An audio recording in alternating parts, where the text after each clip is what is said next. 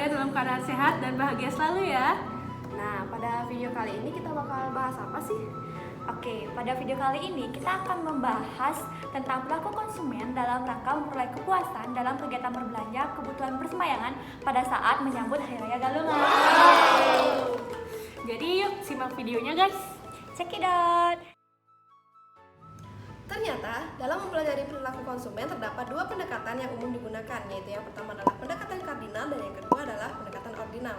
Pendekatan ordinal ini merupakan pendekatan yang populer digunakan dengan analisa kurva indifference. Dalam teori preference, setiap konsumen akan mendapatkan kepuasan dan guna setelah mengonsumsi sejumlah komoditi dalam kurun waktu tertentu.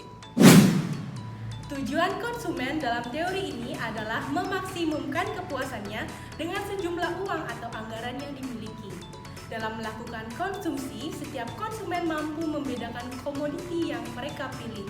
Selain itu, setiap konsumen mampu membuat dan menentukan daftar urutan atau preferensi atau ranking dari komoditi yang ada, seperti yang digambarkan pada kurva di samping ini.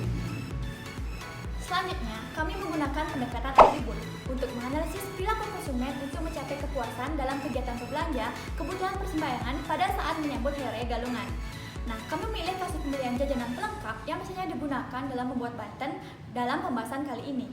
Nah, kira-kira bagaimana hasil analisisnya ya? Yuk simak terus videonya.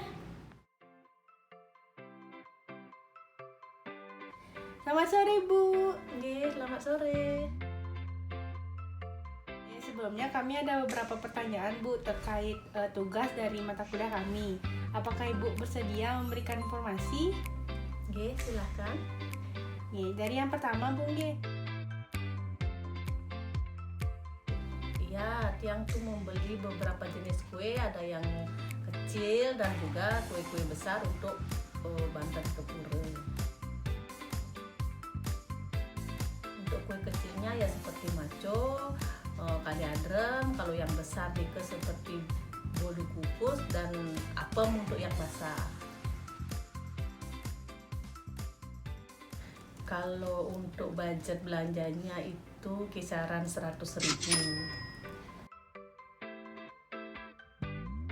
Semua jenisnya itu Ibu beli, cuman yang paling Ibu suka itu bolu kukus karena dari segi ukuran, terus juga dari segi keperluan dan pilihannya yang banyak.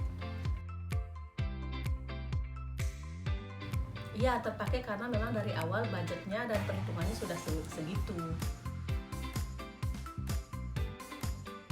Ya, Ibu puas dengan pembelian itu. Tetapi ternyata keluarga dan anak-anak itu lebih suka kaliadrem daripada bolu kukus. Seharusnya Ibu tuh beli kaliadrem lebih banyak. Baik Bu. Terima kasih sebelumnya Bu atas informasinya. Sama-sama.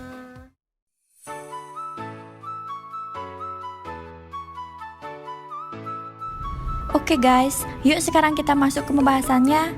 Nah, berdasarkan hasil wawancara sebelumnya, pada kasus pembelian jajanan dalam rangka persiapan Hari Raya Galungan oleh Ibu Iluh, kami menggunakan pendekatan atribut untuk menjelaskan perilaku konsumen dalam memilih suatu barang yang tidak hanya karena daya gunanya, namun juga karena karakteristik atau atribut-atribut yang disediakan oleh produk tersebut. Nah, kami menggunakan atribut jajanan basah dan jajanan kering dengan budget yang digunakan adalah 100.000, serta pilihan jajanan yang digunakan adalah apem, bolu kukus, kaliadrem, dan maco. Nah, berikut merupakan data harga beli jajanan per unit dan perhitungan pengalokasian anggaran dalam pembelian yang dilakukan. Nah, berdasarkan data perhitungan tersebut, dibuatlah grafik atribut yang menjelaskan mengenai atribut yang digunakan, jumlah anggaran, dan alokasi anggaran yang dijelaskan melalui garis atribut. Atribut pembelian jajanan diasumsikan hanya ada dua macam, yaitu jajanan basah yang merupakan jajanan yang tidak terlalu tahan lama namun teksturnya lembut, dan jajanan kering yaitu jajanan yang cenderung kering namun tahan lama. Nah, berdasarkan gambar ini dapat dijelaskan bahwa panjang sebuah garis kombinasi atribut tergantung pada besarnya anggaran yang disediakan oleh Ibu Iluh untuk membeli jajanan di pasar, harga beli dan jumlah jajanan yang akan dibeli, dan kombinasi atribut merupakan penjumlahan antara jajanan yang mempunyai tekstur dominan lembut dan cenderung tahan lama sehingga bisa digunakan oleh Ibu Iluh dalam melengkapi Banten yang dibuatnya.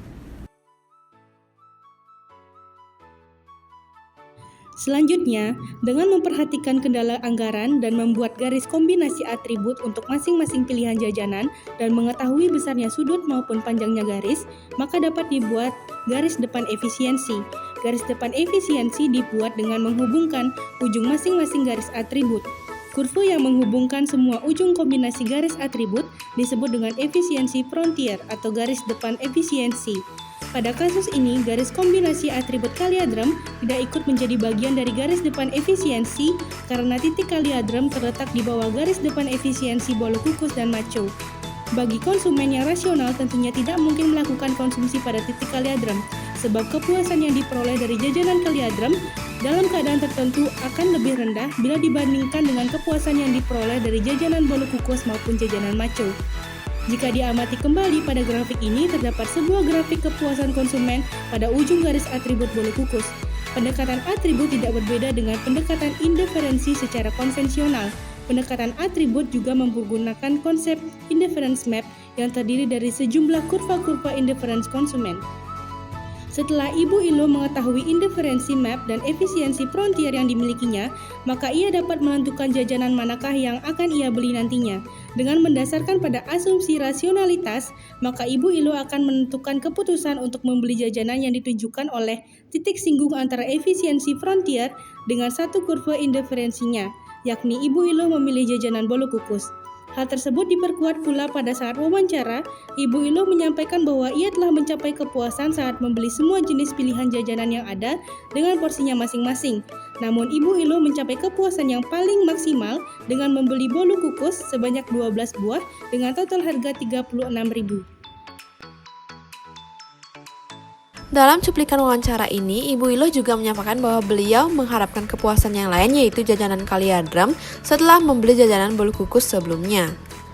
Karena ternyata pada akhirnya surudan jajanan kaliadram ini lebih senang dimakan oleh keluarga Ibu Ilo daripada jajanan bolu kukus, sehingga beliau berpikir seandainya membeli jajanan kaliadram lebih banyak, maka akan lebih baik dan lebih memuaskan selera Ibu Ilo dan keluarganya.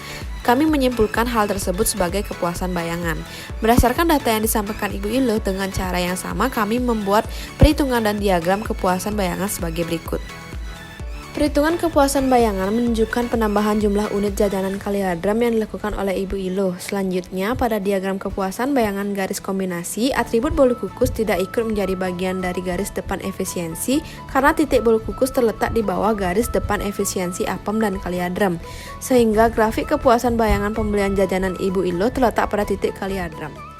Dengan mendasarkan pada asumsi rasionalitas, maka Ibu Ilo akan membuat keputusan untuk memilih jajanan yang ditunjukkan oleh titik singgung antara efisiensi frontier dengan satu kurva indiferensinya, yakni Ibu Ilo memilih jajanan kaliadram dalam keputusan bayangannya.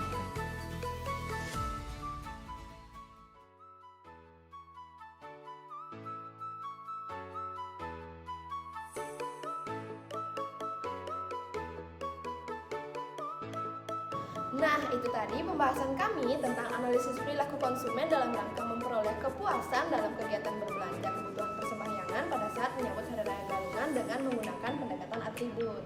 Nah, semoga kalian semua bisa paham dengan penjelasan kami ya. Nah, sebelum video ini kita akhiri, kita punya pantun nih. Petik mangga dapat 5, cuci dulu supaya bersih. Video kita nggak lama, cukup sekian dan terima kasih. Bye-bye.